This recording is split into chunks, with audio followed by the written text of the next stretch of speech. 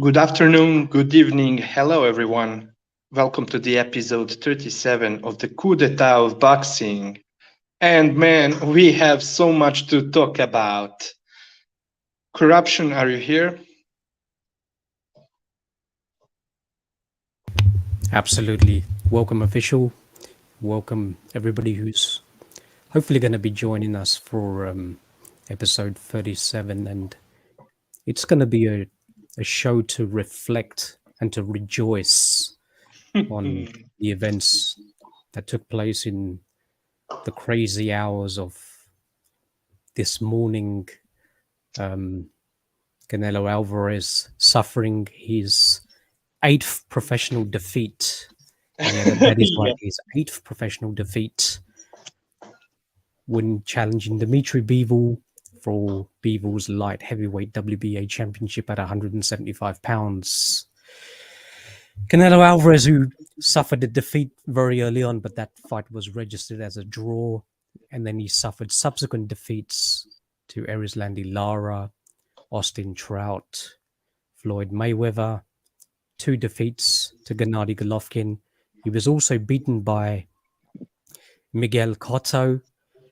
The Danny Jacobs one is disputable. And even the Floyd Mayweather one, I have a certain amount because Floyd Mayweather was blood doping for that particular fight, and he admitted on camera. Plus, he also failed a drug test for A-side meth. So you can perhaps chalk that one out, but is it something Canelo has done to other athletes? So the position has been reversed. So I think we'll keep that. And now to Dimitri Bivol, so that's 8 defeats, and yeah, it was interesting that a WBA champion, a Russian, didn't suffer the same fate as Radzab Butayev, who was defending his WBA, or he was actually fighting. Sorry, he was defending his WBA belt on the Errol Spence undercard, and there's no doubt about it that following the sort of Office of Foreign Assets Control sanctions, word must have come down from television executives to CBS, Showtime, and that they even really want to showcase a Russian world champion on a major US pay-per-view. So that fight got buried deep on the undercard at a point in which, I think a lot of people ended up missing the fight. And it was a very significant fight because Stanionis, who subsequently took the championship in what was a tremendous fight, and I'm going to have to go back and to see if it was justified. If Errol Spence doesn't fight Terence Crawford, it's Stanionis next, and we also know that the PBC does value that WBA regular belt because they've done nothing but reinforce that the significance and the validity of that championship via Tank Davis, who has a 3 or so of them belts, and he's regularly featured on pay-per-view. So it wasn't about the belt; it was about the identity and the nationality of the champion. So there was a lot of worry that Dimitri Bivol would suffer the same fate, because a fight for legacy would have been a fight with Artur Beterbiev, as he's a unified champion. So there was intimation that the fight may have been for money, and that Dimitri Bivol, who has been stifled by Eddie Hearn, and we'll talk a lot about that as well, because Eddie Hearn has a protracted nature of doing this to a lot of fighters who he signs, but that is just an intention to stifle it, to lower the value of their competition and therefore their ring sharpness and their ability and even their aspirations, in lieu of relieving them of a championship against a fighter who Eddie Hearn feels will generate far more wealth and perhaps even grow the DAZN platform that he has subsequently moved to. And he did that with Luis Ortiz. He did that with Srisakatsu Rangvasai. He did that with Callum Smith. Just fed him a whole bunch of garbage, apart from the World Boxing Super Series, but apart from that. And we saw what happened to Callum Smith with a John Ryder, a fighter who he should absolutely have handled as an outboxer, no problem. But he struggled, and then eventually prepared him for Canelo Alvarez to take the belt off him, and that was his fate, unfortunately. And we've seen that with, and one of the great examples is with Alexander Usyk, who was the mandatory for over 2 years, and Eddie Hearn had just organized a whole bunch of, ridiculous fights that Usyk really didn't need. I think we talked about it often that he could have just moved up to heavyweight straight away from cruiserweight. The momentum he gained and could have taken that world championship then. And but Eddie Hearn had different plans, feeding him nonsense fights, a little bit of Derek Chisora, but that wasn't necessary in our opinion. That was just to give him a tough fight with Joshua in attendance. So eventually Usyk saw what was happening, and it's no irony that it was when Usyk was a free agent in terms of his international registration, but he was still a K2 fighter. And eventually, via K2, he was able to enforce the mandatory, and we saw what happened in the fight. And that would have been the case had that fight happened. So Eddie Hearn these fighters have never been in his vested interests. And recently, we've seen the way he's been riding Canelo Alvarez's nutsacks, and the amount of disrespect that Eddie Hearn has even shown Anthony Joshua, who, let's face it, has really established that company, made Eddie Hearn into, a global sort of promoting superstar, generated a hell of a lot of money for Sky Sports and for Eddie personally as well. And since that defeat, Eddie Hearn has just not even been mentioning him and just talking about he's never had a fighter like Canelo Alvarez, and just riding his nutsacks. And so it was nice that the apple cart got drastically upset last night. What are your thoughts, official, initially? Man, I don't even know from where to start. Everything you say, you just said, it's 100% correct. I mean, we've been the first one, you and then me, who told people what Eddie Hearn is doing with his own fighters who are supposed to fight his cash cows, being Joshua or Canelo, and the amount of dick sucking he's doing, and the way he discards his other fighters who are supposed to fight him.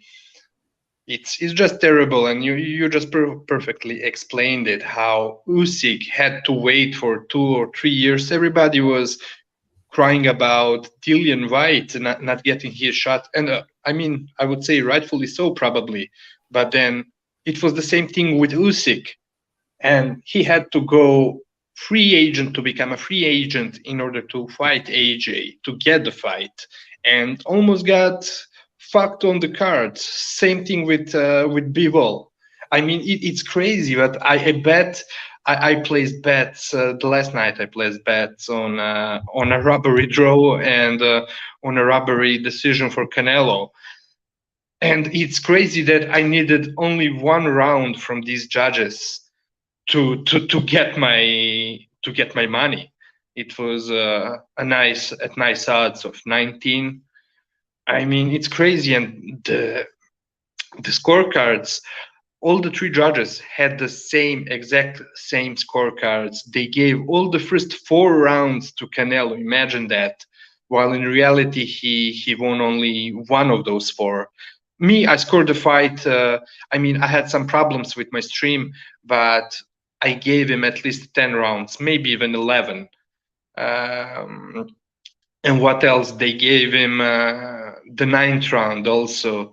It just sucks. And I was listening to BDA the last night, and some Canelo dick riders were saying like, "Oh man, you Canelo haters, you're never satisfied. Even when he lost, you're complaining." But of course, I'm gonna be complaining when one additional round for Canelo separated him from being robbed, from getting a robbery draw. Uh, there is a lot to say. You can go on and on.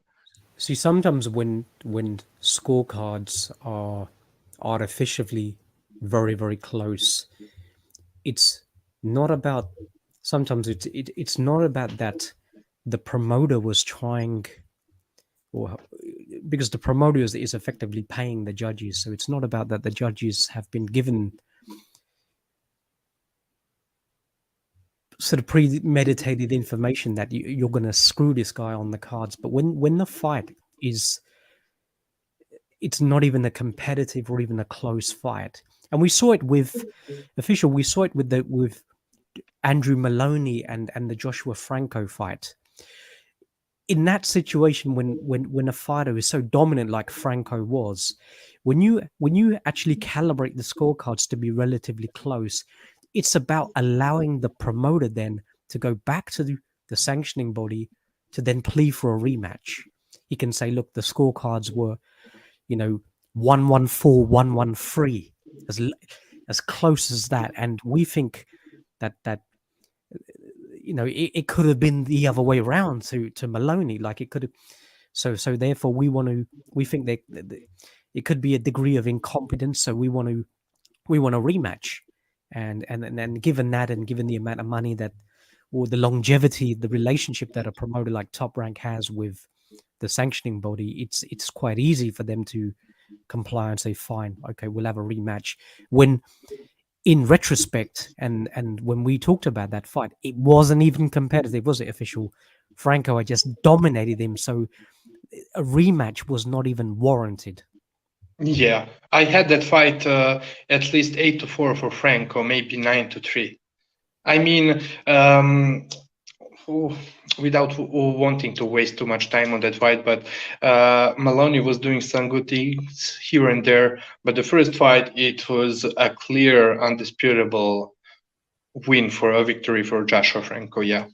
Yeah, and even the sort of the retarded sort of ESPN pundits, Bradley Ward, and that were all pretty much in agreement as well. But it wasn't to sort of digress and talk about that fight, but just the way scorecards are sort of calibrated. And I never got the opportunity of seeing the fight. I mean, I've been cross borders attending a wedding, and my patience ran out at 4 a.m. when Montana Love was stinking out the joint.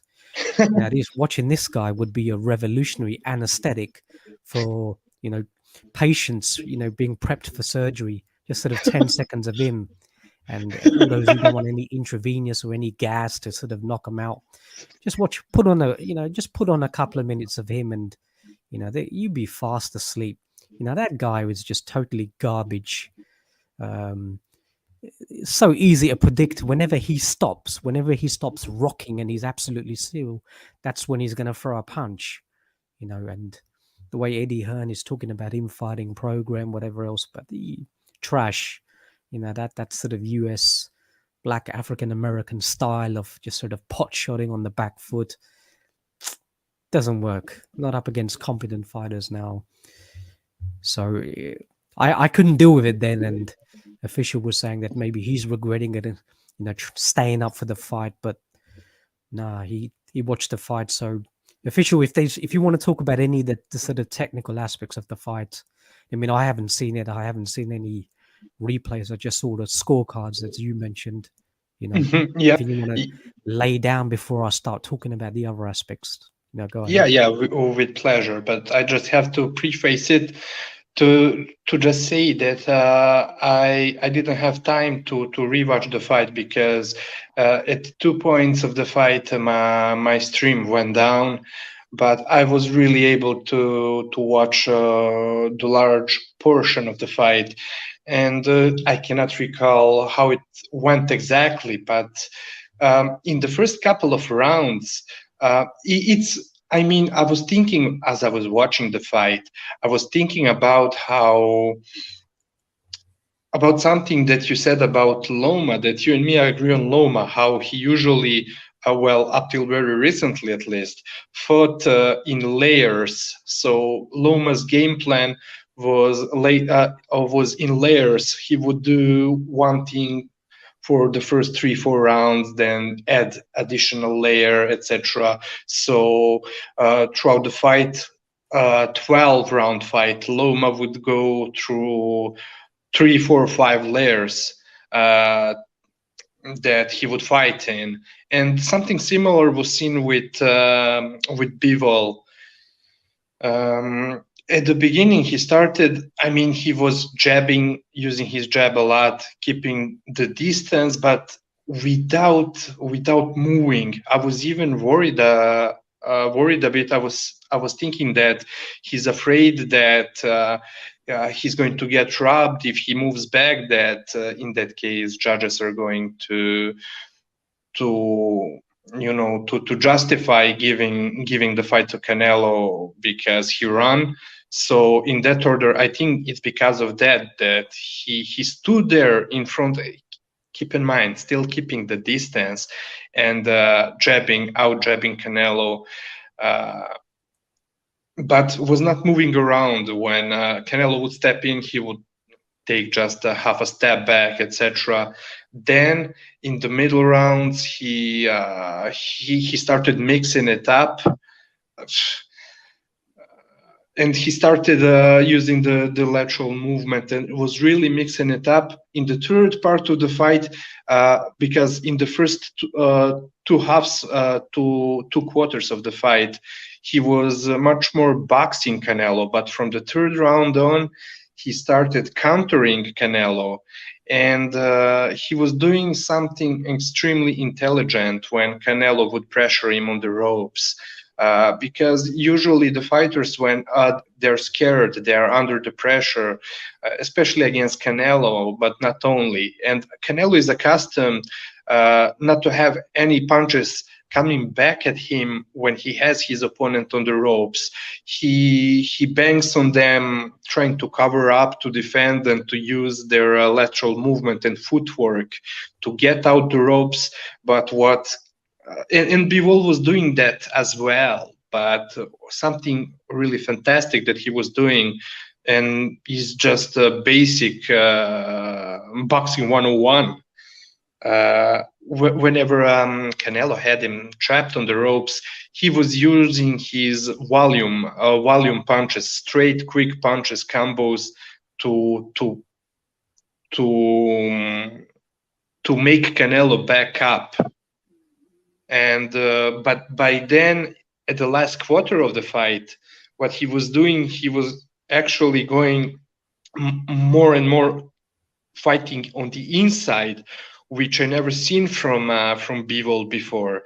But by that point, Canelo was really tired, and I already told people about him throwing big looping punches that are often telegraphed. But Yes. at the beginning of the fight, he still has much more juice on his punches, and is quicker. But Bivol clearly felt that he was telegraphing his punches more and more, and was becoming more and more predictable. And in fact, Canelo was not able to really adapt to what Bivol was bringing. Uh, so at the end, I think that Bivol had wanted to go toe to toe, fight him on the inside, just to make sure to land hard punches, because he knew that his guard was almost hermetic, almost impenetrable for Canelo. So he was that last part of the fight, he fought it much like Chocolatito fought Julio Cesar Martinez, and it's a perfect comparison in my opinion, because Martinez, Canelo's stablemate, does the same thing. He's a power puncher and very explosive, but he telegraphs his punches. He's cocking them back, while Chocolatito was keeping his guard and throwing quicker punches. Only that, unlike Chocolatito, Bivol's output was much higher, and he was those combos were flowing, and the quickest combos are the straight punches. But to come back to him fighting Canelo on the inside, he was covering up forehead to forehead against Canelo, and whenever Canelo would try to counter him, he would catch him with really nice, compact, short left hooks, but other punches as well. And so other things that he was doing very well. Canelo, when he swings with those huge punches with haymakers, he gets off balance. And Bivol, which is something that Lom also likes to do, he was using those moments. He was timing those moments where Canelo was off balance, and he was keeping him there with quick straight punches, because Canelo is accustomed to you throwing one punch, two punches at a time at him, and to give him the room for his counter punches. But the volume was not giving him the room to throw his own punches. So usually when you throw a punch or two at Canelo, he'll try to slip it and counter, or block and counter, step in and counter. But this time, with first punch or two from Bivol, he was slipping it, but was but the follow up punches from Bivol were keeping him off balance. And yeah, that's basically it. If I had more time, to really think about how would I explain all the details that he was doing, it would be much easier to understand. So I would I hear gladly do you. it the next time. But I just gave you an overview of what happened in the fight. Okay, well done, excellent. Now let's let's go let's go back a little bit and talked about what our assumptions were beforehand and what has happened in the sort of ensuing sort of period. Now stylistically, Dimitri Bivol was always going to beat Canelo Alvarez on a level playing field, and that was the intangible that many people weren't sure about, whether he would have got the decision, or given the sort of OFAC sanctions, etc., whether they really did want to showcase and perhaps even crown a Russian world champion. And there's still some ulterior motives about it, and I'll get into that later on. But stylistically, as a fighter, now the reason being is that a lot of the fighters that Canelo has been fighting at 168, and even Sergey Kovalev, were leaning over on their front foot. Now, for Sergey, that's very uncharacteristic, and he wasn't doing that against Anthony Yard. And hence, given the sort of dramatic shift in the way he was fighting, that is why me and you always maintain that that was not a legitimate fight. I think perfectly that Sergey was lying down for Canelo Alvarez. And given that the sort of bipolar difference in the completely the way they fought, and the fact that Anthony Yard was actually counterpunching a lot better than what Canelo Alvarez was doing against Sergey Kovalev.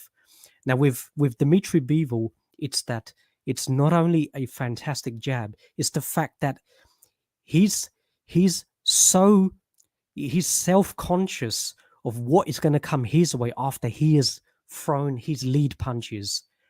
He's never stationary like that. He does have excellent footwork, although he can be a little bit flat, sort of Perfect heavy point. footed. But he does have good mobility. He knows exactly. It's just educated movement, not dramatic lateral movements. Getting off the line, very good feints. He does have good head movement. And the fact that not only his jab, but his ability to pry open the guard. And that is what we've seen in previous fights. And with Canelo under a high guard, Canelo is not easy to hit. And Bivol does have the ability to sort of probe, punch through the guard. He is very good at that. His sparring partners, David Benavides has talked about it, that during their sort of extensive sparring, how he's been able to penetrate even his high guard and sort of hit him with flush shots.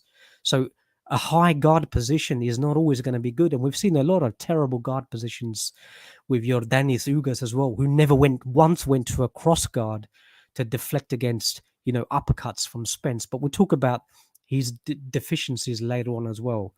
Now, with Alvarez, with his transformation, and particularly his use of growth hormones and insulin, what we're seeing at the heavier weights, given his bone density has actually increased so much, is that he's no longer a counter puncher, hasn't been a counter puncher at 168. And the fact that he is just simply loading up on his punches, it's almost like boxing social engineering, has almost made him into what Golovkin was at 160 pounds. Not only did they steal Golovkin's identity, they blemished his record, they stole his belts, and they've effectively tried to mold Canelo Alvarez into the power punching fighter that Golovkin was. Just vicious sort of what they've done to Gennady, and with Canelo just Fantastic taking all of the points. plaudits and praise and getting all of the big contracts. So in a way, it's nice what transpired yesterday, but that has been to Canelo's detriment. Even the Billy Joe Saunders who fought against David Lemieux was absolutely nothing like what the Billy Joe Saunders was against Canelo Alvarez at 168 pounds. And that transformation has got nothing to do with deterioration or conditioning, which Billy Joe was proud for. In fact, he was in his best ever shape for that fight. And it wasn't that age was a factor in that sudden deterioration, because he was in his physical prime. Now, he'd never suffered any protracted any sort of prolonged beatings that would perhaps could have lost him his ability. So the only thing in the end could have been the additional sort of 8 pounds of weight. But that 8 pounds of weight doesn't explain how Billy Joe Saunders didn't use his patented sort of patented combinations, which has been using as a 17-year-old when he was an amateur. He would always punch with a straight arm. He would always pivot out, come with that double right hook and pivot out. And he was doing none of that.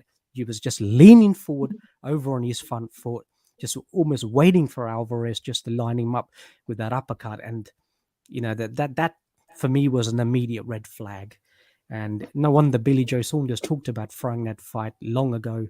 He was just keeping his cherry for Canelo to bust. And we've seen it, Avni Yildirim, a sparring partner, Canelo didn't have to throw a single counter punch in that entire fight.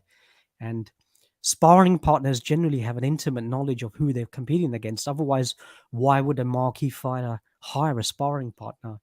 And generally, if you look at the professional ranks, whenever there's been fights between sparring partners, they've always been close, sort of ugly affairs, because they've got great knowledge of one another.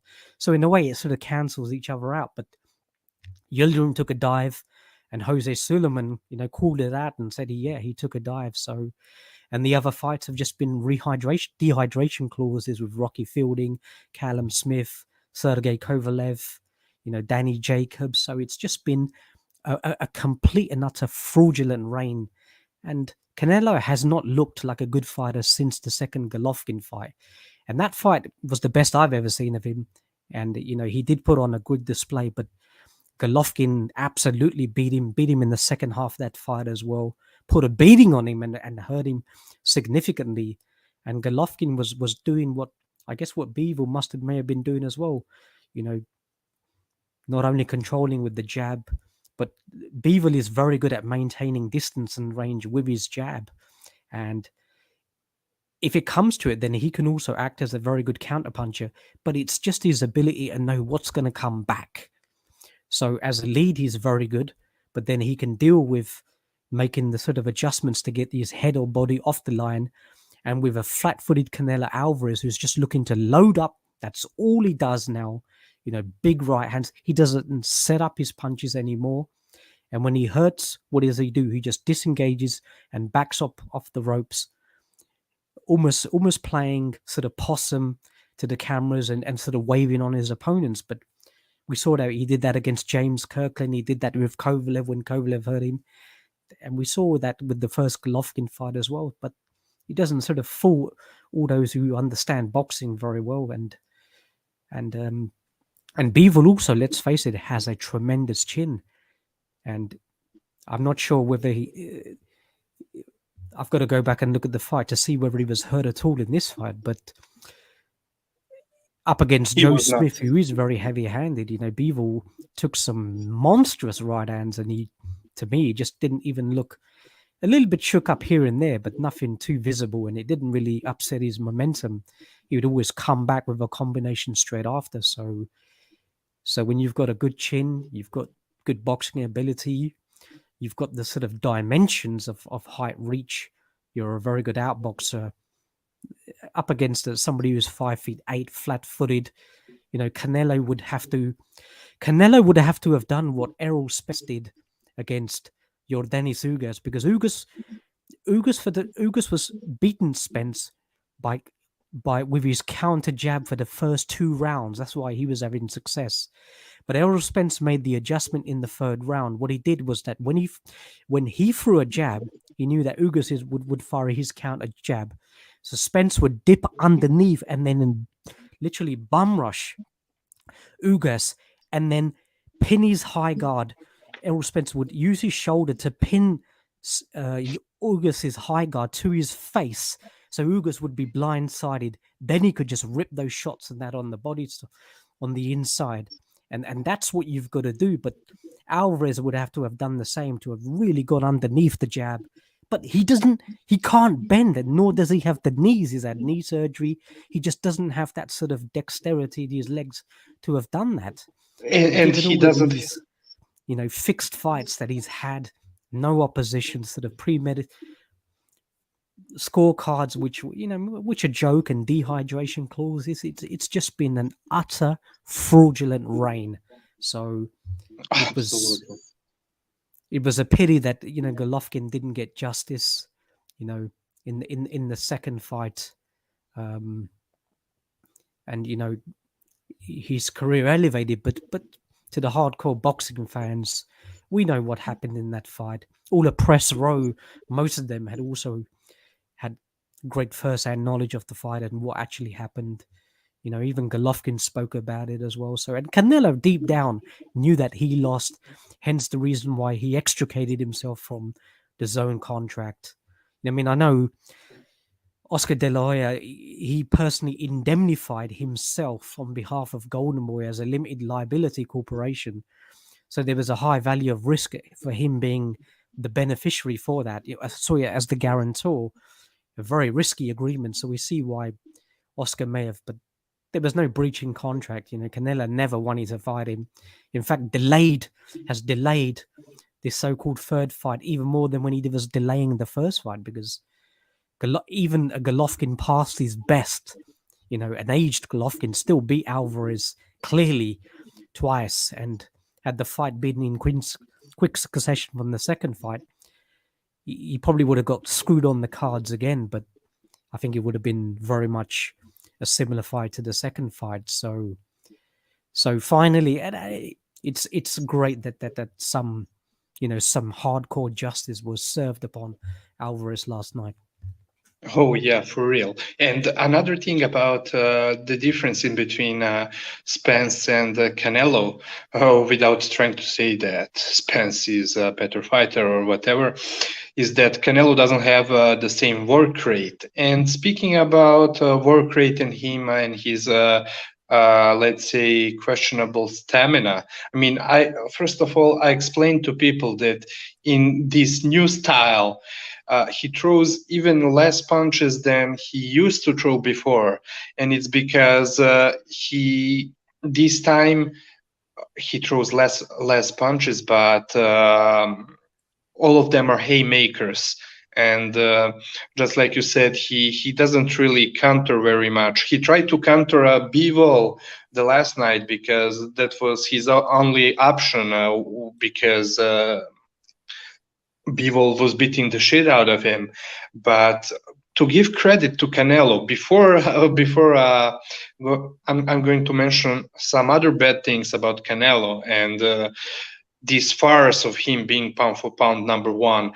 But huge credit to him because he has one of the best poker faces in boxing ever, to the point that even watching his fights, I'm not sure when he's getting hit because he's hurt, or is it because of his stamina. And it may be very well the mix of both. But there was just one single time that Bivol pressured him, and he kind of lost his footing and almost fell to the ground, to the canvas because of the pressure. But he's really good at hiding when he's hurt, or or even the lack of endurance. I give him credit for that. But now, Canelo, I mean, people, complete casuals or corrupt people, boxing from the boxing, people making money. They were putting him as pound for pound number one. And why was that? Because he had that draw and then a victory against Triple G, which in reality should be both losses for him. And some other fights like Kovalev, but we've seen how terrible Kovalev was, and a fight on a short notice, etc. Kovalev fighting uncharacteristically for himself. So people were in reality basing his so-called pound for pound number one status on that one victory against Golovkin in the rematch that in reality should never been a victory for Canelo. It just tells you how fucking great our pound for pound list is. That, by the way, we have to update the next week. But man, there is only Taylor from our pound for pound list that we did like a year ago, or maybe even more than that. Only Taylor that underperformed since everybody else. I mean, Crawford. It's pretty obvious why we don't even have him on our top 10. Same thing for fucking Canelo. I mean, this tells you everything. People like, it's really easy for them to make an argument to put the guys they're sucking off on their pound for pound list. It could either be some fighter who's looking nice against trash opponents, who on the eye test looks nice, or in Canelo's case, because of that so-called victory, but in reality he doesn't have a victory over an A-level fighter at his prime, Absolutely. and at his best weight. I mean, I can go on and on, but I think I just made my case. Our top three was virtually interchangeable between Roman Gonzalez, Vasily Lomachenko, who never suffered a defeat, and we've always established him as an undefeated fighter, and we were one of the only ones to have maintained it straight after the Teofimo Lopez fight, because we produced a lot of we produced video analysis, punch stat analysis, just to reinforce the point.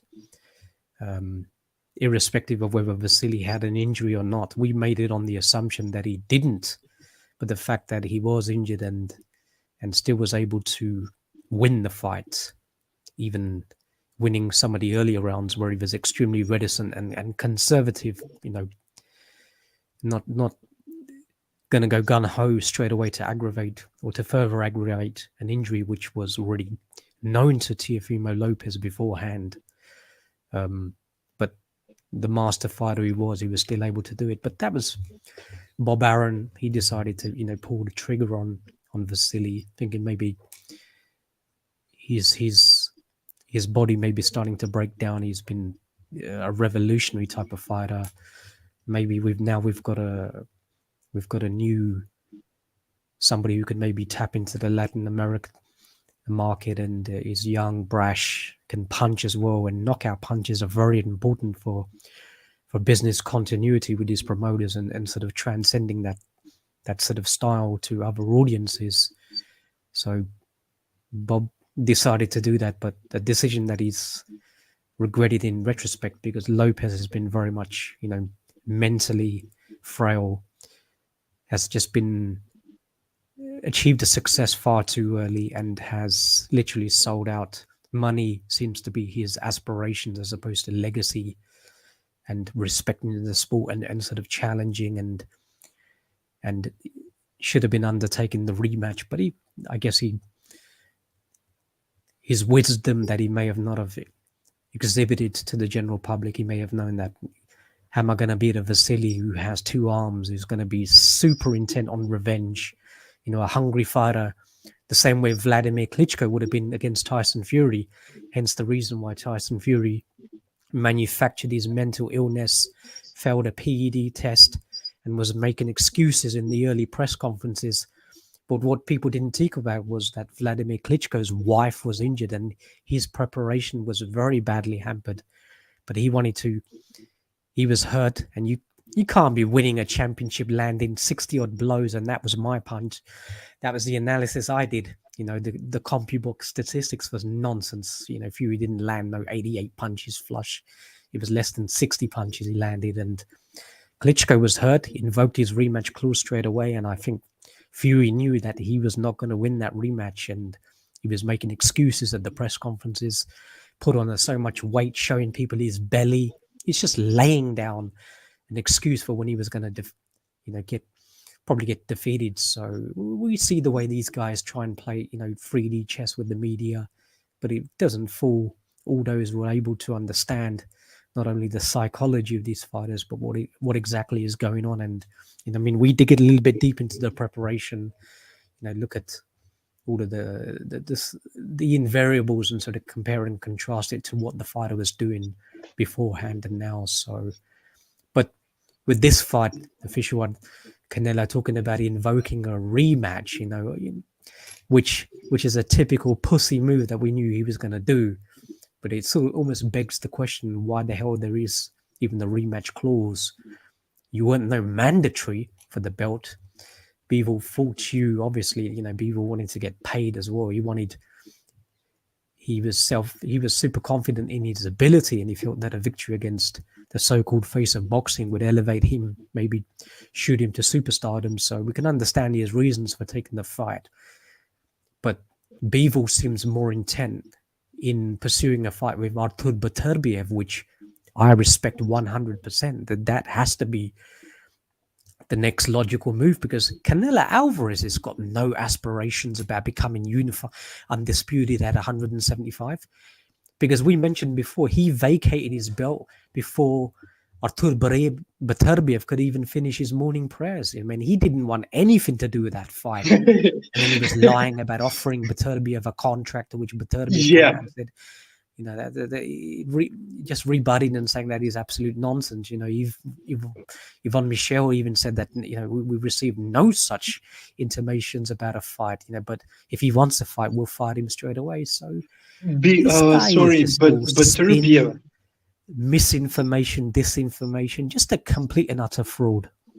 Yeah, and Beterbiev himself, or at least people running his Instagram account, came up with an answer to those rumors that Canelo was supposedly looking to fight Beterbiev, but that he refused. He came up directly and said that he was lying and that it never happened. Back in the day, I even took a screenshot of it, him calling out Canelo and saying, "Yeah, but we can fight whenever you want. I'm ready for the contract." And I fully agree with you.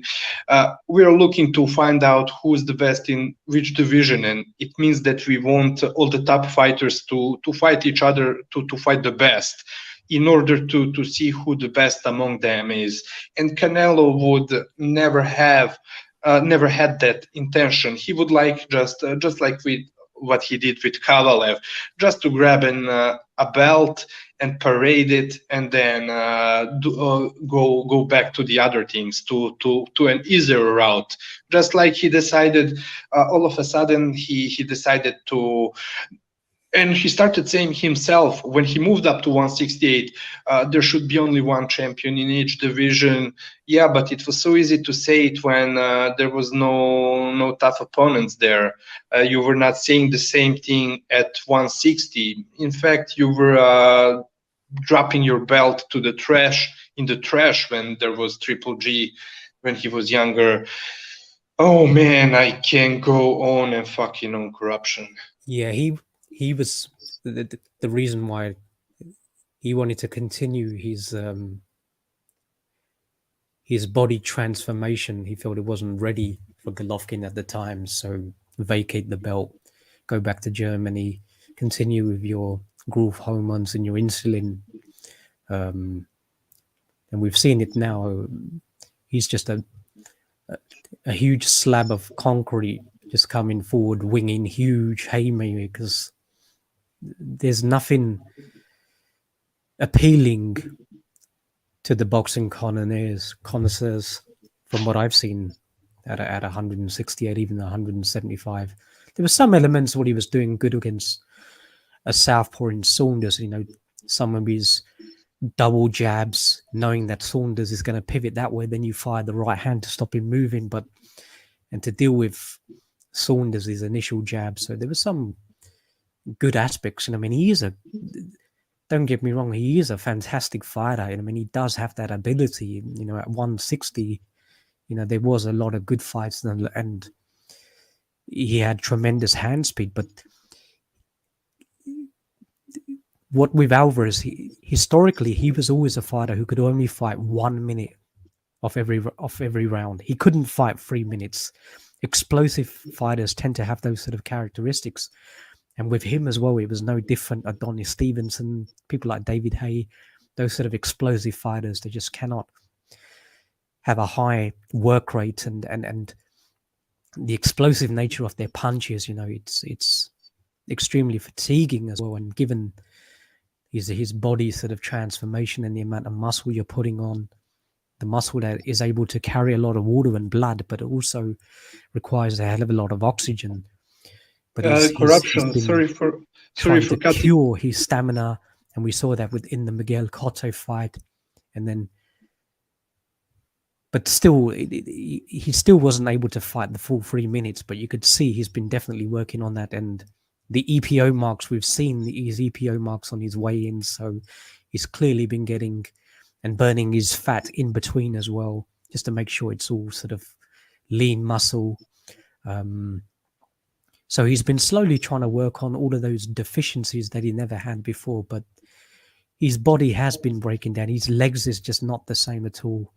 His knees has a little bit of problems like Danny Jacobs. You just can't sort of crouch down, bend down, get underneath punches and try and maximize even his power. But he just can't fight against tall fighters, official. He has that problem. It's not rocket science, but that sort of style, and he does have long arms, but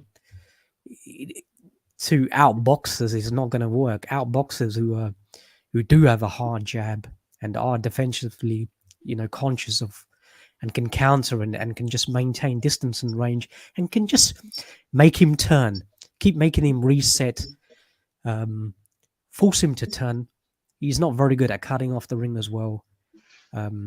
If you can do all of that without throwing sort of weak ass jabs as what Kovalev was doing, not leaning on your front foot, but throwing, hard jabs that can penetrate the guard, he can't do anything. He cannot get close to them unless he, takes real risks, takes a lot of punches in the process, and then comes forward and then maybe trap him on the ropes, and then where his hand speed can have some advantages. But Bivol can also exchange if he wants on the inside. He's got a sufficient amount of punching power, but he can also use his legs to get out of a tricky situation if he is getting tagged up a little bit. But defensively, he's very good as well. He can move his head and move his upper body, but block the punches very well. He's actually very good at that. Defensively, he's very good at hitting and not being hit. I think he's one of the highest rated in terms of statistics in getting sort of, less than 16%. So all of those statistics and his general composition was never going to be advantageous for Alvarez, and I guess that's what played out last night. Yeah, exactly. And a couple of points about his knees. That's exactly why. See, back in the day when he fought Jacobs, when all of his fanboys praised his upper body movement. That there was a famous moment in that fight where he was using that Chavez Senior like upper body movement, but it just tells you that he was unable to dip his knees and to to weave underneath punches, so he only could weave, move his upper body, but was really unable to dip his knees. either because of the injuries or that he's not well schooled when it comes to footwork. And another point is Bivol the last night. Even in the last round, the very last round, his punches had the same snap as in the first round. Meanwhile, it was very eye catching of how Canelo lost his snap. Yeah, he was still able to master some huge punches, explosive punches that most of them missed, by the way, here and there.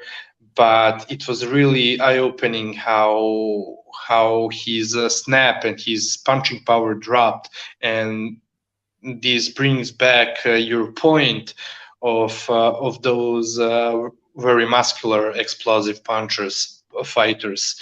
And something similar probably happened in the rematch against Golovkin, because Golovkin swept off those last 4 or even 5 rounds, I think, in my opinion. 5 rounds in the rematch, the last 5 rounds, he won them all Triple G without any doubt. And yeah, but I mean, this is just guys, go look back at our pound for pound list. So by now you're clearly saying that we know what we are talking about. So please drop those media horse, mainstream boxing media horse. I mean, they're just, making list of popular fighters. They don't know any shit, or at least they would not admit it. And even in YouTube boxing community, we have. I mean, I won't go into too much details, but we have fucking liars like and who are lying and stealing our content, like Unrivaled Boxing and some other bitches. And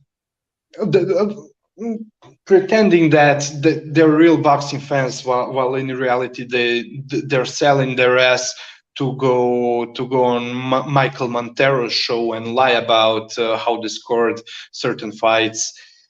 Meanwhile, here you're getting nothing but truth.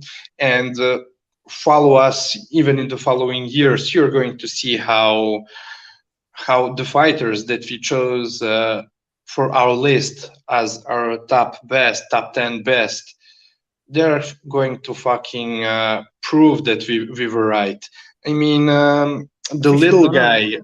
yeah, official. Not only that is about the upcoming fighters who we conducted film studies like over 2 years ago, and making that predictions that they would be world champions relatively early and perhaps can move have the capacity to move up and perhaps even challenge um, absolutely, those. absolutely.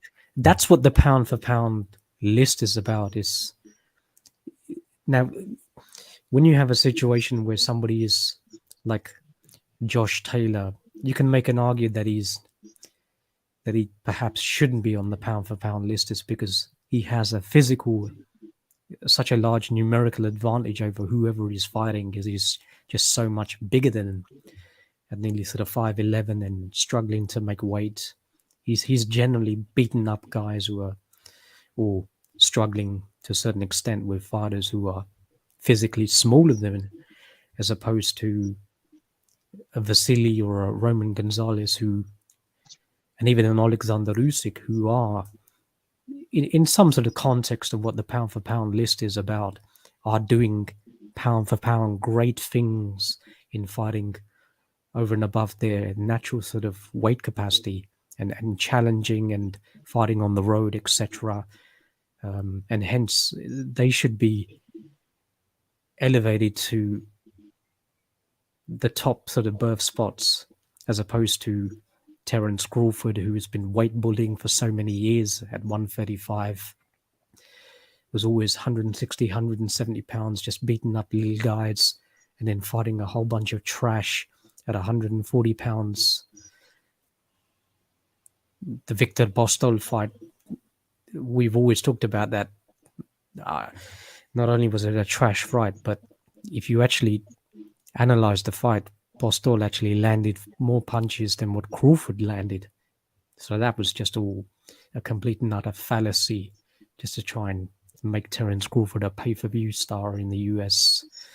And at 147, he capitalized on Manny Pacquiao getting robbed because they always wanted to make him the WBA welterweight champion. And after that, he's just been fighting has-beens and guys who could have performed a lot better in Kell Brook, but were, severely compromised by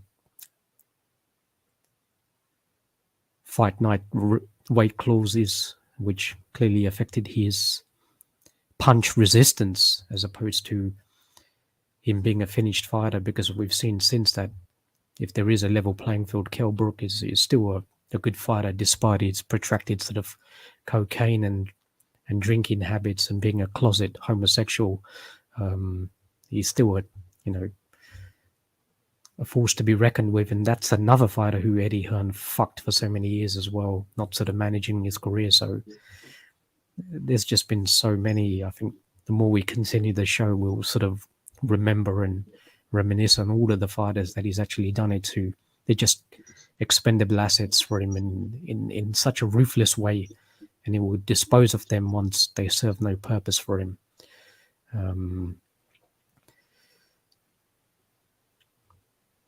Yeah, and by the way, I'm not sure if you mentioned it on the air, but right before the show, okay, so we mentioned Bivol and Usyk and their hardship that they had with Eddie Hearn while being signed with him. But you also mentioned some other nice examples. I don't know if you mentioned them on the air, but yeah, the list is longer than you would say at the first glance. Yeah. Anything more you want to? As I mentioned before, I haven't seen the fight or even seen highlights. There's nothing more I can really reflect on the actual technical aspects of the fight. Maybe I'll talk about it in next week's show. Anything else you want to mention on it, official? On Canelo, well, I'm sure there would be things that I wanted to say, a lot of things, but yeah, I can do it the next week. But on the other hand, I don't know if you have to go. Don't worry, but I would like I would like to talk for a bit about Golovkin versus Murata fight, as we didn't have the time to go and do a post-fight review about that fight, and I still have my notes that I took after the fight after watching it, so I would like to talk about it now. If you're busy, if you have to jump out, no problem. No, not a problem. Yeah, so the fight, I've seen a lot of good things from Golovkin, but I've seen also a few bad things, possibly bad things that I'm not sure about 100%. But anyways, first I would like to mention that all those probably still the same Canelo cocksuckers, dick riders. Sorry for cussing too much, but anyways, they've been criticizing his performance against Murata. How aggressive Murata was, how he was landing punches and probably hurting him here and there. But those same people don't ask themselves how Canelo would perform against Murata. I'm not saying that Murata would beat Canelo, but we've seen what Bivol's output did against Canelo. Now, for sure, Bivol is a better fighter than Murata is, but that aggression and activity from Murata would be a huge problem for Canelo himself. And people have a short-term memory, because if they go back to Canelo's fight against Kirkland, who was never anything close to being a good boxer, who was a slugger with very aggressive style, high punch output. That same punch output was giving Canelo the hell, and so people have to have it in mind. Now I have a lot of things that I wrote on my list. Do you want to go first and say, because I have a lot of technical things that I wrote about this fight after rewatching it. But just like you and me stated after that fight, most of the things that we predicted in the fight happened. Not all, but most of them. Do you want to say something about the fight?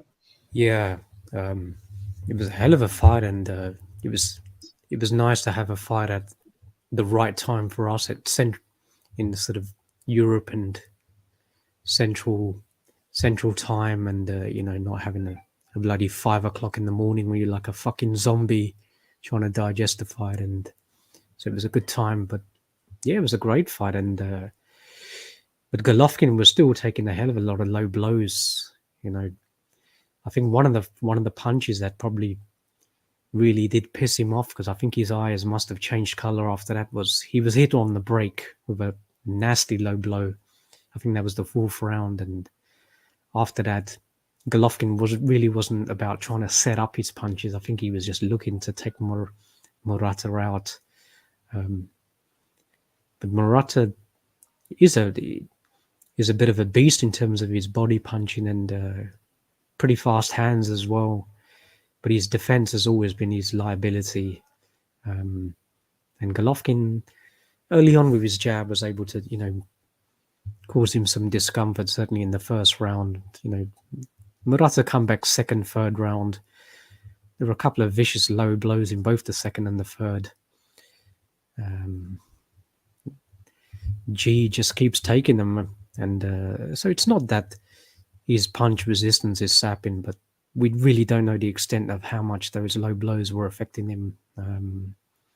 Certainly for somebody who's 40 and has traveled to Japan to fight as well, dealing with fighting from sort of at such a at a climate, but he adjusted well. I think he paced himself pretty well, and put on a real beat down from around the fourth round. Some vicious combinations, and Murata was sipping a hell of a lot of punishment, but he didn't capitulate. And credit to him. I think a fighter like that was always going to go down on his shield, and Mr. Honda spoke a little bit about that as well. Good fight. It was a good fight, enjoyable fight, and no doubt about it. Golovkin's feet are much heavier now, and it's the dexterity in your legs is always going to be one of the first factors to go. Certainly, once you get into the late 30s and early 40s, your legs become very heavy. I can tell you that firsthand from somebody who used to run 6 miles every week. Once you get into your 40s, you can't maintain that. Can't maintain those distances. You can't maintain the ability to sort of move as much as you want to try and set up your punches and get away from punches. But Golovkin still has that to a certain extent. Maybe Jonathan Banks is looking a little bit more about rhythmic boxing, rhythmic punching, some sort of fluency, and the hard penetrating jab that Golovkin has it's still a potent weapon. The ability to fire it both as a lead and as a counter, and as well as controlling distance and range, and to pry open high guards. And Murata has a tendency to lean that head on the other side once his guard has been penetrated. So Golovkin's hooks can definitely hook round the guard and just sort of catch him flush, which he was doing as well.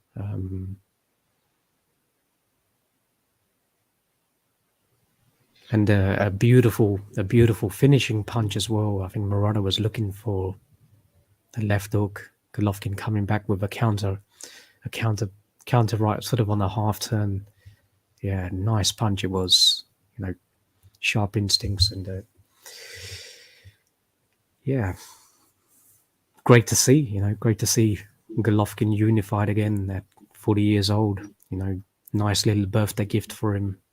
Um, Not sure what's going to happen given what happened last night, but if Golovkin wants to try and unify the belts, he still has aspirations of being undisputed at 160. But given that some of the belts were in the PBC fighters, whether they're going to have more of an incentive to take the fight now, given some of the vulnerabilities they may have seen in Golovkin's sort of athleticism, I'm not sure. Or it could be just as difficult as what it was before. Um, Maybe Golovkin is just looking. He's just determined on trying to exact some revenge on Alvarez, and you can't blame him. The guy has effectively stolen his identity, his belts, tarnished his legacy to a certain extent, and he wants to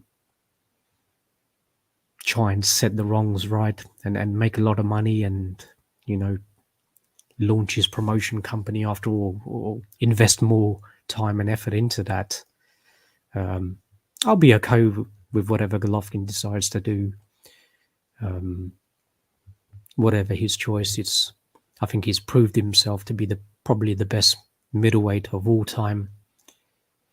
Um, I second that.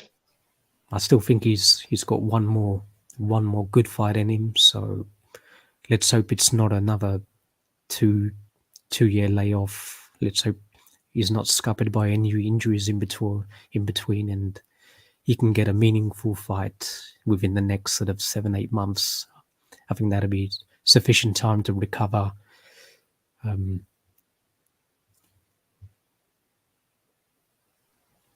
Whether it's at 160 or even he wants to try out at 168, I think it's viable for him. 8 pounds, I don't think it's going to make a great deal of difference. I think his punching power will still be as good or relatively as strong at 168. Stamina, conditioning wise, I'm not sure, but I think he can cause enough damage in the first sort of 6-8 rounds that might compensate and mitigate for his lack of endurance or work rate, etc. But it might be I suspect it might be another period of frustration. He may defend the belts, but whether he's going to be able to get a unification or a fight with Alvarez at 168, I don't know. I doubt it. Yeah, so I mean, I would like to start talking about his performance with the bettings that we all saw in that fight, and it's nothing surprised, judging by his age. He's already 40 years old, so not only that athleticism of his is on the decline, and I think it was even more visible here against Murata than against Sheremeta, because while it's true that Murata himself he was on a longer layoff than Golovkin was, but it's kind of, I mean, it still doesn't mean that Golovkin was not on a layoff for a long time. And plus, judging by his style, taking his style into consideration, he's more technical boxer than Murata, and so he's much more dependable on his timing, etc. Which, by the way, right after the fight, talking to you, I was wondering if his timing was off, but no, and you were right about it. His timing seemed pretty nice, but it's the activity from Murata, that volume punching, hard, all of them hard punches. It was not giving him enough room, to start timing him immediately, and multiply that fact with him being out of the ring for 1 year and a half. and his age, it's pretty much understandable. But even back in the day, in his prime against Curtis Stevenson, Curtis Stevenson's aggression was bothering him here and there. So it's not like that he deteriorated very much, but yeah, it's visible. Physical deterioration is visible. And I would also say that the punch resistance probably, uh, I mean, especially to the body, he's feeling those punches more and more. And I mean, he's still tough and still has a hell of a chin, but I think that it's visible, similar to how it was visible in Canelo versus Bivol. Same for Golovkin, when eating some of the body punches from Murata. Uh, for me, it was easy to see that he was not hurrying at those moments to get back at Murata because he was feeling those punches. But speaking of body punches, this fight, and we said it before the fight, corruption, that there is going to be a lot of dirty, illegal shit. And first of all, there was a lot of rabbit punches from Murata. Um, and I think that the amount of low blows was, in fact, even much bigger than the amount of rabbit punches that Murata threw at Golovkin. And I think that you pretty much in your opening statement you under how do you say, you went very soft on Murata because there was no low blows here and there, but non-stop, constant hip punches, straight low blow punches. And that's even why people were wondering why at what one point of the fight Golovkin started to clinch Murata, which was very uncharacteristic from him. Well, it was because he was clinching him in order to prevent the rabbit punches, which were thrown in a big enough amount. And I mean, his jab was looking very nice, still very nice. And another thing that you and me both said before the fight is Golovkin manipulating Murata's high guard with combination of straight and looping punches. Yes. That we mentioned that Murata struggles with them. And Golovkin, in fact, was did a pretty much good job despite his footwork, his foot speed slowing down. Many times he, just like against Canelo, he made Murata miss when he was throwing huge body punches, but by stepping out. Um, I'm looking at my list trying to see, because I'm not going to read every single point that I wrote, but like here, Murata's high activity and pressure during the first half of the fight kept Triple G's offense at bay to some extent and made him defend himself, while the same activity of Murata wasn't giving Golovkin a lot of time to think, set up, and time his offense at those moments. On the other hand, it seems to me that many people are overrating Golovkin's decline, as they were having an adrenaline rush seeing Murata being that aggressive, coming so aggressive at Golovkin, for the simple reason of not being used to seeing Golovkin's opponent taking such an aggressive approach and throwing as many punches at him. So that's basically why. And at those moments, Murata was indeed landing very good punches, but they forget that Murata is a bigger guy than Triple G is, and that he's a strong puncher himself. So it's not a surprise that Golovkin would feel those punches. However, I still think that that adrenaline rush of people not seeing Golovkin being attacked so aggressively, that that was a big thing in their criticism for him.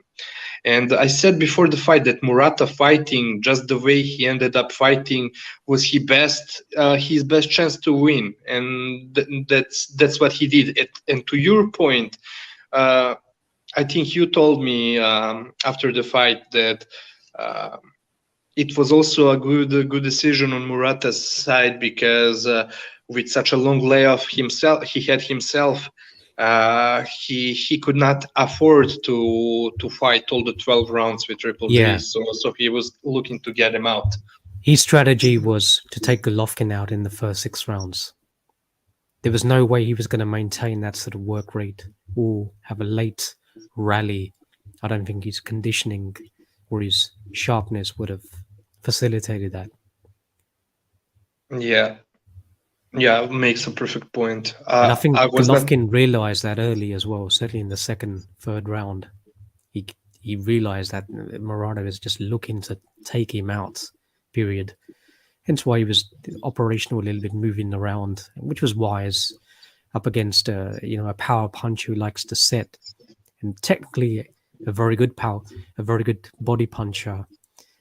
So Golovkin had the ability to sort of dance around, stick and move a little bit, try and pot shot him with long jabs, sharp piercing jabs, um, wires, try and keep the fight away from mid range, start peppering him, opening him up, making him miss, hopefully not get countered, and then start laying into him. Once you've busted up his guard, he's now changed his guard position, he's leaning his head over, then you can start opening up with right hooks, uppercuts in particular, finishing off combinations with jabs here and there, and just piecing him up.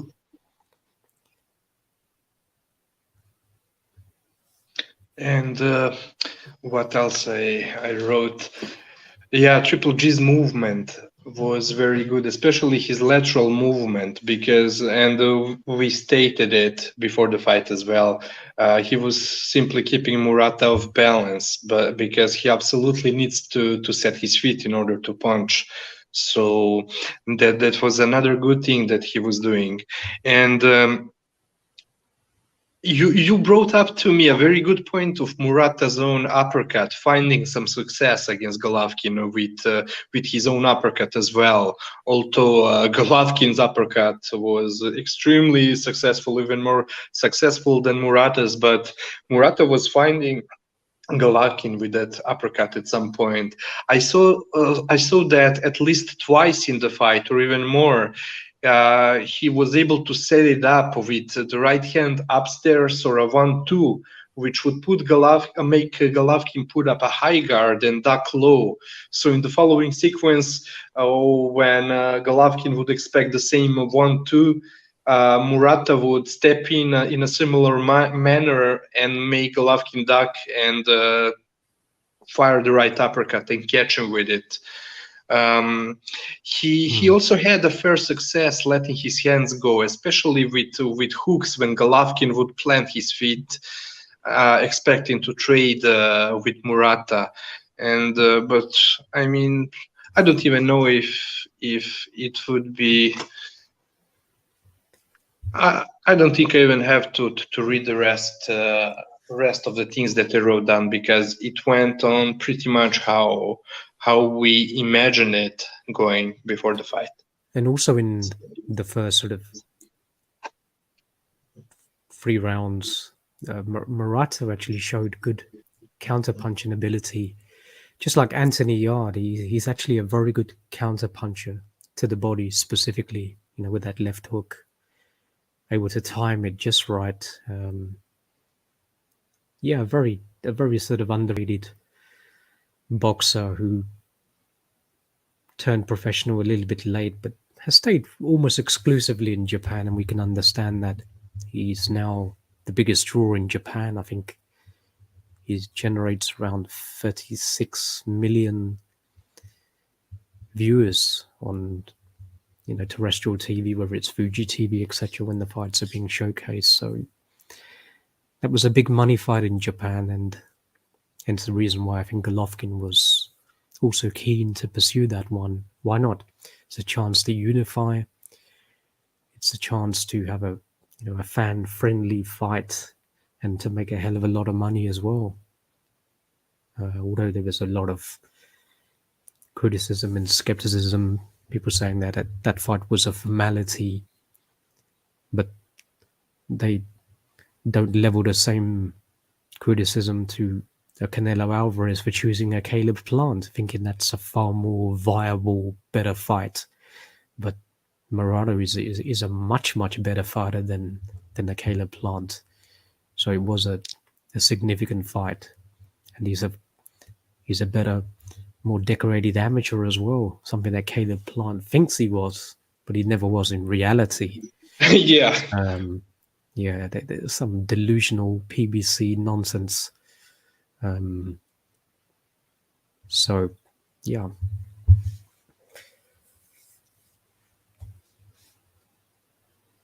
I would just like to say that it's really terrible that well, it depends now what will happen with Canelo since he lost his fight last night, but he was supposed to fight Golovkin next. And look, at one side, I would love to see, still would love to see that fight because Golovkin would still give a huge fight to Canelo, and I think that he would still stand a very good chance of outboxing Canelo and deserving the victory, but getting robbed. But anyways, the moment that the first fight took place, it was the moment that the trilogy should have ended. But by the time the first fight happened, they should have already fought a trilogy, Yeah. and Yeah. that's what gets on my nerves, and that's why this other part of me, of myself, is telling me, man, Golovkin should not, go into it just to get dropped and, make Canelo's fanboys and this corrupt sport of boxing and its establishment happy. That's the reason. So you get me. There Mm. are both reasons for me wanting to see that fight and not wanting to see the fight. And now with those two fights taking place, Golovkin's fight against Murat as well as Canelo's fight last night, I mean, Golovkin is still sharp boxing wise, but physically is a bit on a decline. And you yourself described Canelo as a cement block who's just going forward. Not yes, he does set up. In my opinion, he does still set up his punches, but like. Like I even explained back in the day way before, that he's not really counter punching anymore. Very rarely. He tried to do that against Bivol because him coming forward was not very successful. Was not going on very well for him. But I think that yeah, I can see, and I'm even wondering if I would favor Canelo in a trilogy, because of the reason that you mentioned. He's a cement block who can take punches and go forward, uh, while Golovkin is physically on a decline. But even Golovkin on a decline, he is a very tough fighter, and I'm not saying that Canelo would stop him. I mean, it's possible, but just because of Golovkin's age, that's all I'm saying. But I still can see Golovkin winning that fight and getting robbed. What was the article that Michael Benson published recently when Bieber was talking about his relationship with Eddie Hearn? Please remind me. Talking about that, Eddie Hearn has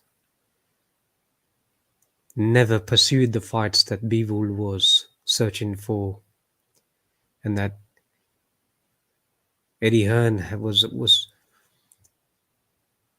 doing everything in his capacity to try and make sure that Bivol would not win the fight with Alvarez.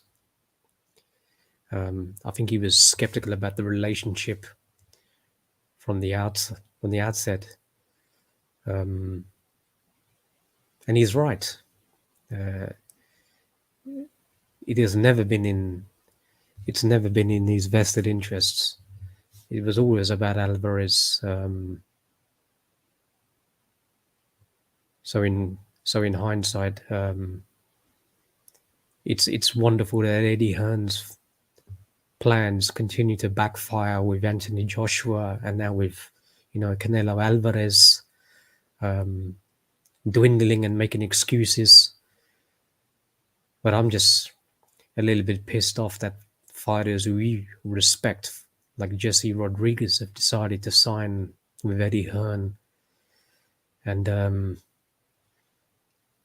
putting him through the gauntlet with the next fight he has with Rungvisai. But that one is also a 360 because the WBC had decided that, or Eddie Hearn knew that a Rungvisai fighting as a southpaw would be a very dangerous proposition for Estrada, hence the first fight. So they've elevated Estrada into a franchise so he doesn't have to fight Rungvisai. Let's be perfectly clear about that. So we know Rungvisai was due to fight Quadras because I think they'd promised Rungvisai a shot for sacrificing the second fight and fighting uncharacteristically in an orthodox stance. But when he turned southpaw for the last 4 rounds, he was beating Estrada up. So that was a red flag straight away. I guess his contract in Thailand had broken down. A big money backer had run into insolvency issues, so money was more his proclivity. The belt, I guess, really didn't mean anything to him as long as he was guaranteed a shot later on, as he was. So after missing the Quadras fight, now the shot he was guaranteed for the WBA regular will take place against Rodriguez, who has decided to remain at 115 and take up this challenge, which credit to him. And it should be official 2 southpaws. Should be a great fight. Oh yeah, it should be a fantastic fight. Now I would have to rewatch. Please excuse me. I would have to rewatch the recent Rungvisai fights. But yeah, it's from what I remember, from what I was able to see. Yeah, it's natural that he's slowing down, especially at his age, fighting at that weight class. But yeah, he would be more than able to give, especially with his style. He throws a lot of punches, and he's. I'm seeing the things that could bother. What's his name? Sorry again. Not Joshua Franco, Jesse Rodriguez. But yeah, I would not like to give my prediction right now. Of course, I would favor Rodriguez, but we know that we are in for a hell of a fight. I would even say that, and I said it on one of our previous episodes, that Quadras fight was, in my opinion, much closer than the TV network that doesn't make it seem like. And yeah, he was definitely landing some bigger punches than Quadras was, but Quadras's body punching and combos were also getting to Rodriguez. So Rodriguez, but he's just such a fantastic, talented fighter. Since you told me about him 2 years ago, he's been my favorite prospect for the past 2 years. Right now, he came to the point where he's not a prospect anymore. And I mean, probably future pound for pound number 1. The good thing about him is he's still work in progress, but he has the efficacy to remain in the gym and try and work on any of those ripples and try and iron them out. He'll get better once he gets his man strength as well. He looks like somebody who, although he's 5'3", Probably won't go higher than maybe super. Hard to say whether he's going to go any higher. He might make 118 as a maximum, but he can certainly campaign simultaneously between 108 and 115. I don't Cor- see any problem with that. Corruption, to your point, I have to remind you, and Yeah, I know that you know this information that I'm about to give you. You already know about it. You just forgot it. Even before moving up to 115, while he was still at 112, his team was saying in advance that he's going to become a 4 or 5 division champion.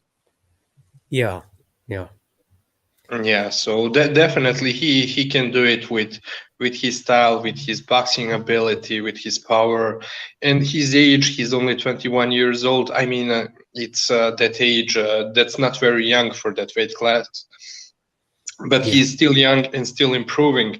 And speaking of his improvements, um, in comparison to what I said in my breakdown video, 2 breakdown videos on Jesse Rodriguez, his defense was looking even, and I complimented his defense against Quadras. It was looking even tighter than I was expecting.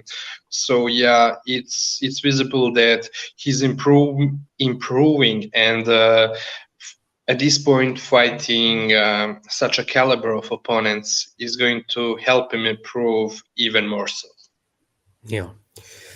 We'll look forward to that one, and also his brother in a fight that I was hoping would be made, and Joshua Franco and one Francisco Estrada. That's, I guess I'm looking even more so to that fight because I think a lot of people are sleeping on Franco and have been. He may not have the level of talent that his brother possesses, and he's very candid about that.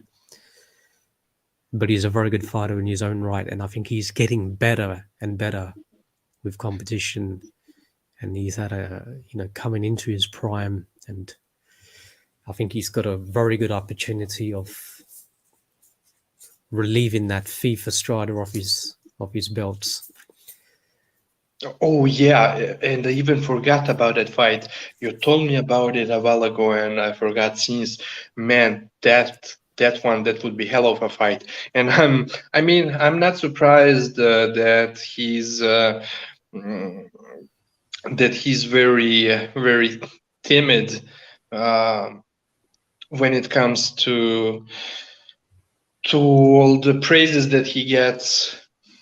I would say he's hell of a fighter. He's not just a good fighter. He's a hell of a fighter himself. He's so talented and so cerebral that man, that third Maloney fight showed me of how good of a boxing brain he is, and very sharp guy. Yeah, so he doesn't have the same level of dexterity that his brother Jesse Rodriguez has. He would be much limited, much, but not without me trying to say that he's a limited fighter, but limited in comparison to Jesse Rodriguez, to what Jesse Rodriguez showed us. Otherwise, he's hell of a competitive boxer, and even himself, Joshua Franco, I can see him getting on our top 10 pound for pound list in the future. I mean, those 2 fights with Maloney already deserve a lot of praises, and the other trilogy that he had that you told me about. Oscar Negredo, yeah, Yeah, and so my point is that Joshua Franco is hell of a fighter. I like him so much. His ring IQ, his sharpness, so well schooled fighter. And in my opinion, without any doubt, fuck your Tyson Furies and Huey Furies and Jamals. That's the best brother boxing duo in boxing today, without any doubt. They piss all over the other brother duos in boxing today. yeah, Jamel and Jamul Charlo, who were pretty good. Let's be condescending or untruthful. They are hell of very talented fighters as well. I Both of them, agree. obviously, world I'm just champions. saying, in Yeah, comparison to Rodriguez and Franco, no one came close to them. yeah, I would agree with that. Yeah, Tom, let's see what happens in the fights coming forward. But any other fights official you want to cover? Given that we've been away a few weeks, and the reason being, we mentioned that official has been moving.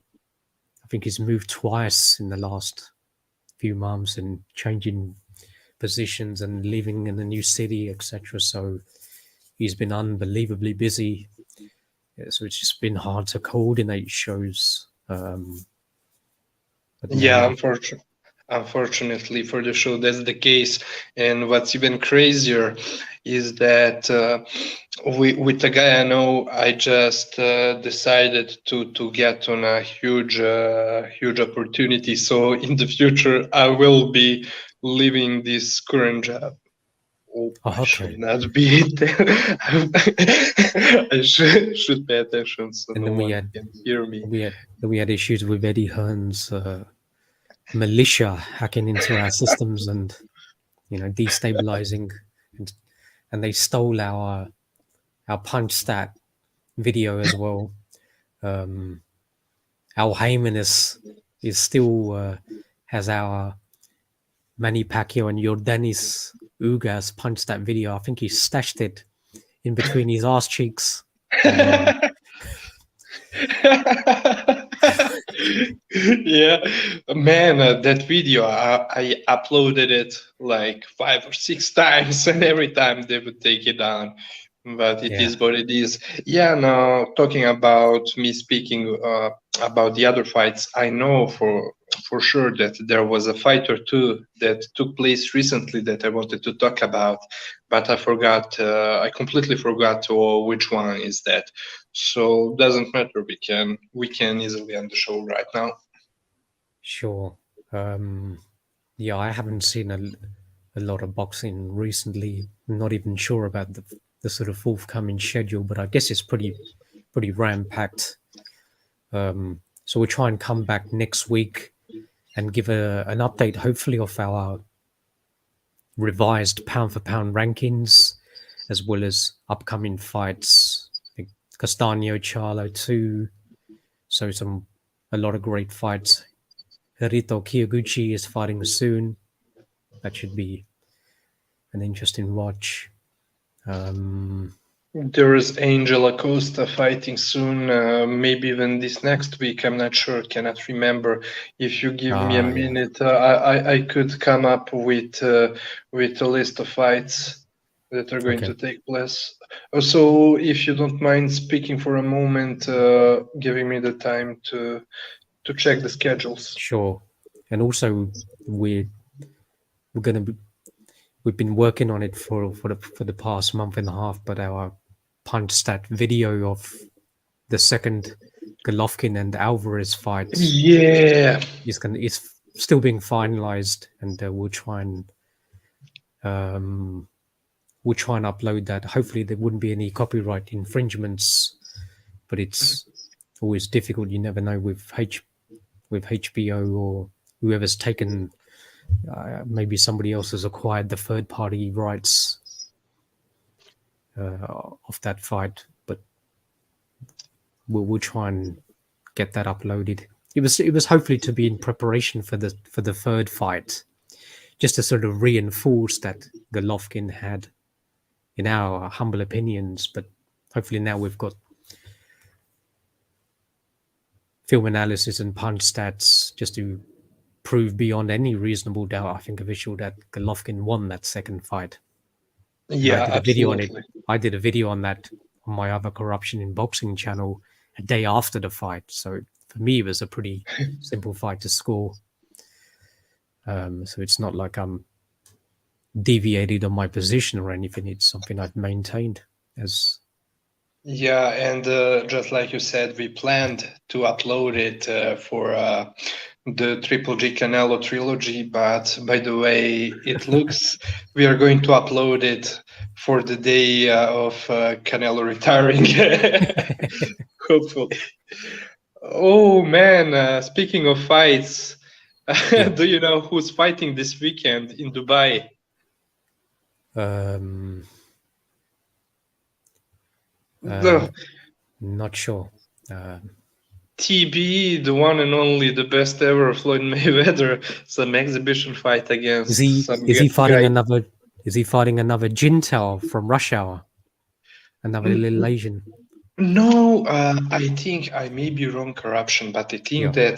that this time he's not even fighting an athlete, but this is some rich guy who wanted to fight him, something like that. Maybe I'm wrong. Don't. Okay. Man, that's so fucked up. Okay, so May 14th, Tonio Cabacoli, no thanks. May 14, yeah, Jermel Charlo Castagno, the rematch. That would be good.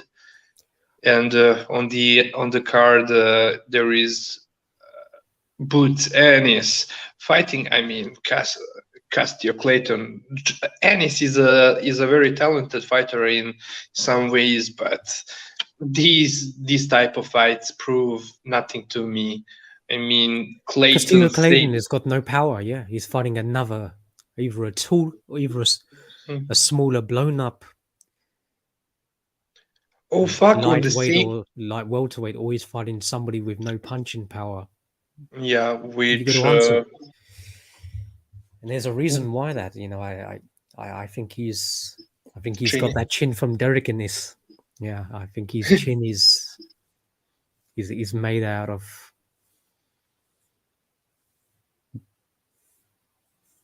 paper glass. Yeah. Yeah, by the way, on the same day, Sergey Kovalev has a Mm. cruiserweight debut against Tervel Pulev. It looks it's some probably a brother or cousin Really? of Because of. he was beaten by Usyk in London 2012. That was the semi-final. Oh yeah. Because I was there for the final against Clement Russo. So if it's the same Pulev, Usyk dropped him in the second round, I think, with a beautiful left. If it's the same guy, I'm not sure what he's been doing as a professional, but Kubrat Pulev's younger brother, was it his Uh-huh. older brother? I'm not sure. If it's the same guy, he's not a bad fighter. Oh So yeah. yeah, that fight's taking place at cruiserweight. Yeah. Yeah, cruiserweight on a Thriller.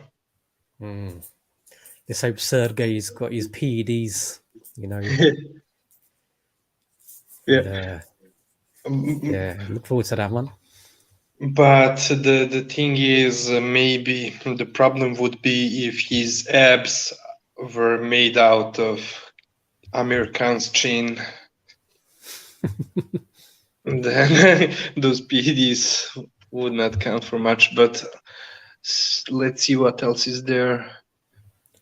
Benavides Lemieux, such a fucking shitty fight.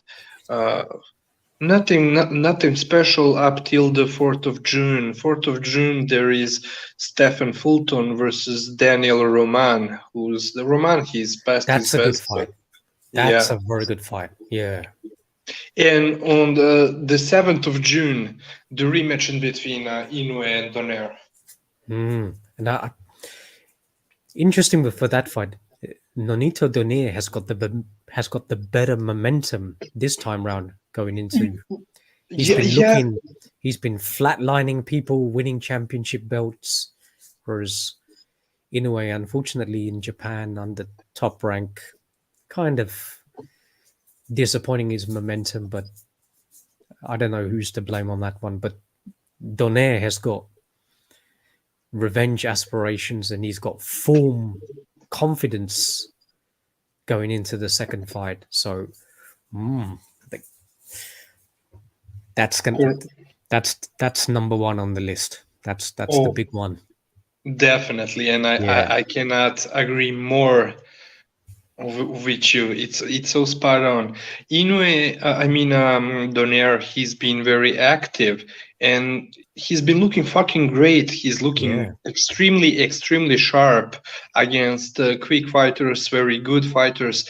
He's sharp. He even progressed with how he sets up his offense punches. So yeah, at the first thought, everybody would say he has even less chance than the first time because he's older, and which is true, and it could be the case. It can happen that Inoue breaks him down early, or defeats him in a much worse fashion this time because of the age. Meanwhile, Inoue, he had a few of stupid fights since, nothing special. And Donaire, he's been on the run, but technically, from the technical standpoint, I'm giving him a huge chance of upsetting Inoue. I would say much more than I believed in him before the first fight, because it's also about the style matchups. I told you.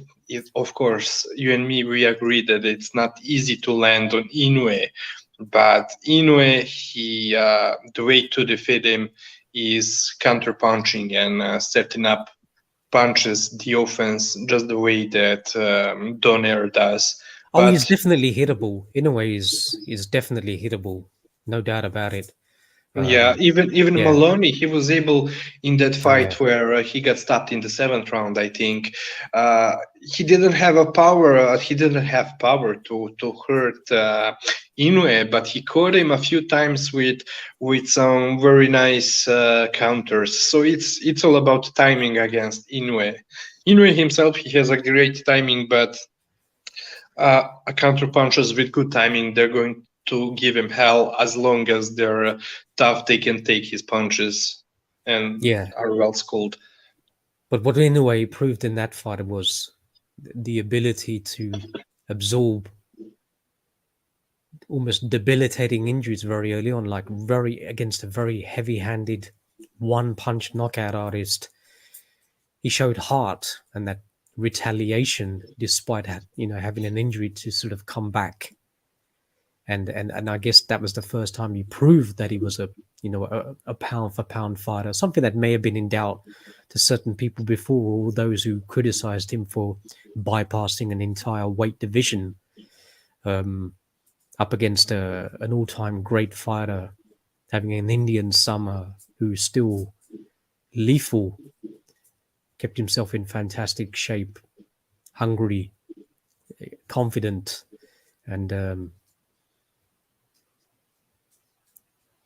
still a very dangerous, proposition, which is quite ironic. He's coming down to his lowest weight, although he's significant bigger, but he's just having more success at, at bantamweight than say feather or super feather. Um, Crazy how his sort of body works. Um, but yeah, and we corrected all of those misperceptions about the gloves and all of that. That in Yeah, a way, we contacted Rachel directly to get clarification. Uh, there were tactics to destabilize him, but it wasn't gloves. yeah, because Rachel told us she was kind to answer our question and to explain, to tell us what happened. In fact, it was the problem with gloves that Donaire took with him, that he was supposed to wear. Once he was supposed to put them on, they were not fitting well Yeah, on his not arms, on his fists. So that's why they didn't have a reserve pair of gloves, something like that. So in fact, the Japanese never forced them to wear the winning gloves. They only gave him gloves just to use it because he didn't have a reserve pair of gloves or something like that. yeah. It was more the issue was both, or I think that both, or either that, or he had two pair of gloves, both but of them both were of the defects. pairs were Yeah, defect. Yeah. yeah. So it was his own individual manufacturing error. And they've never had a previous problems with perhaps damaged or gloves. They just weren't fitting him properly. So it was isolated with an individual issue with Daenerys and his own manufacturer. Nothing to do with the Inouye camp. They just simply authorized the gloves when they were initially decided during the meeting. But some fighters have 3 pairs, but he only had 2 pairs.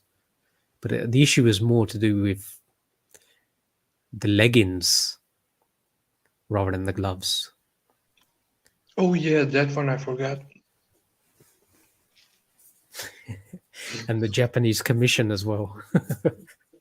Yeah, a lot of crazy shit going everywhere. I mean, Yeah, it goes on even within Inoue as well. it But doesn't anyway, matter if you're fighting in Vegas, in Saitama, or yeah, wherever. We remember that cruiserweight fight a year or two ago with one round being 2 minutes long, the other one 4 minutes long, and it was a fight for a world championship belt.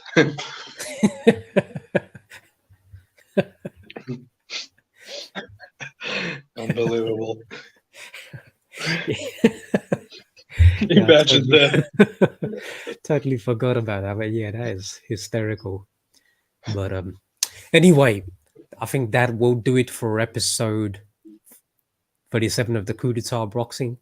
Back on the Sunday at prime time to rejoice on a tremendous outcome in the early hours of this morning, and the time to reset the whole clock. But unfortunately, all we're going to be hearing now is that from the mighty LDBC. That's why. That's why Canelo ducked Charlo. He wanted. That's another level of insane, of being insane. Charlo would have beaten him. Look what the Bivol did, and he's B level. That's Man, all. put Charlo with Bivol, and he And all he we're he gonna. he would run back to he was close. He was lock himself up in his sauna.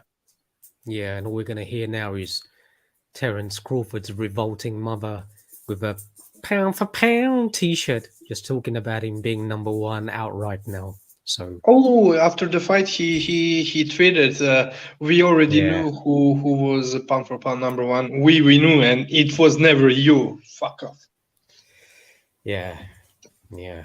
So it's gonna be the African American backlash in the ensuing months, I'm afraid. So Yeah, but a good corruption, time. yeah. A good, Just quickly, I yeah, mean, people are making fun of Loma for fighting Hurt the way he fought in the first 6 rounds against Lopez. Meanwhile, go watch that fucking fight in between Crawford and Porter. I think I had Porter winning 7-1 in rounds. yeah. So He what was does it beating him mean up. that healthy Crawford needed 8 rounds of warm up, of reading down, of downloading the information? I mean, complete Yeah, nonsense. Terence Crawford is just a B-level brawler, primarily a brawler who will fight orthodox, gets outboxed, turns to southpaw, so he can use his orangutan arms just to maintain distance and range, and use his greyhound feet to try and sort of pot shot and snipe you. Nothing special there at all. Um, blaming Bob Arum, the fact that he's made $15 million more than pretty much any other welterweight, and now citing racism and subjugating his career, etc. Well, Terence, why did you take the money? Why have you purchased properties for all of your family and invested in businesses? You know, it's like me going into a casino and losing all of my money and then asking for a refund.